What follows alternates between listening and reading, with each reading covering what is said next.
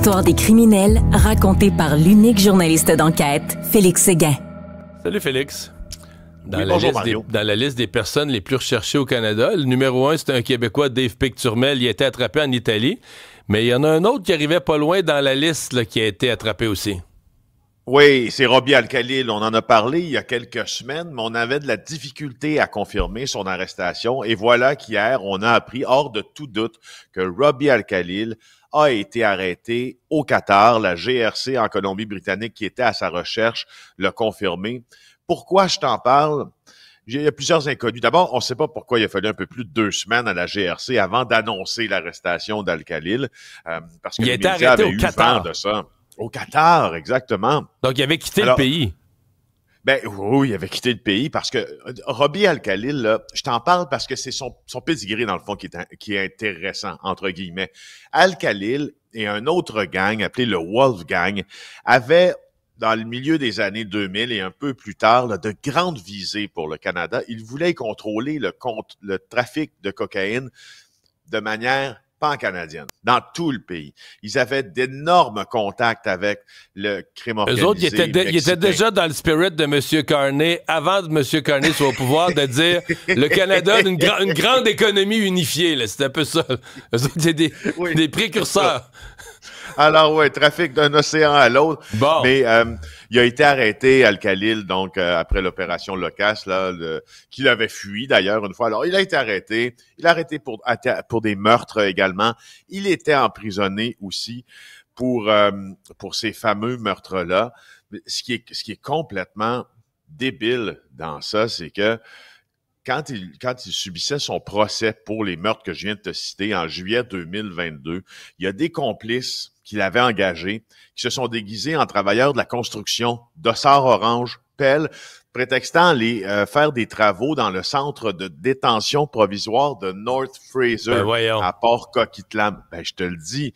Et dans le transfert pour aller subir son procès de cet établissement de détention-là à la salle de cour, ben, ils ont facilité son évasion. Il s'est évadé. Un jeu d'enfant, c'est un scandale pour les autorités carcérales parce qu'évidemment, Al-Khalil, là, on est dans la haute sphère du crime organisé. Alors, il y a de ses complices qui ont été arrêtés en Espagne en vertu d'une notice rouge d'Interpol.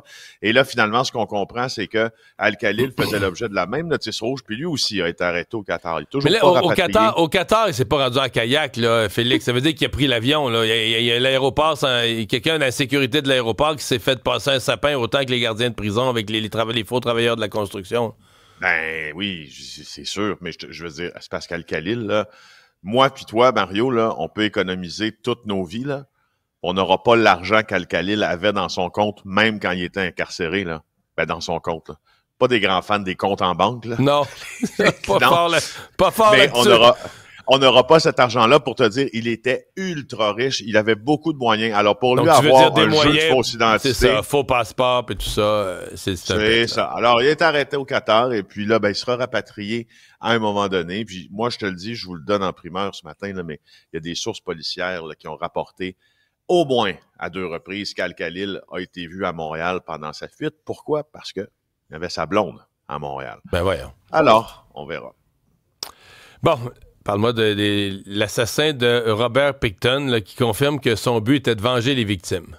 Rapidement, l'assassin de Robert Pickton a plaidé coupable de meurtre au premier degré, donc prison à vie sans possibilité de libération conditionnelle.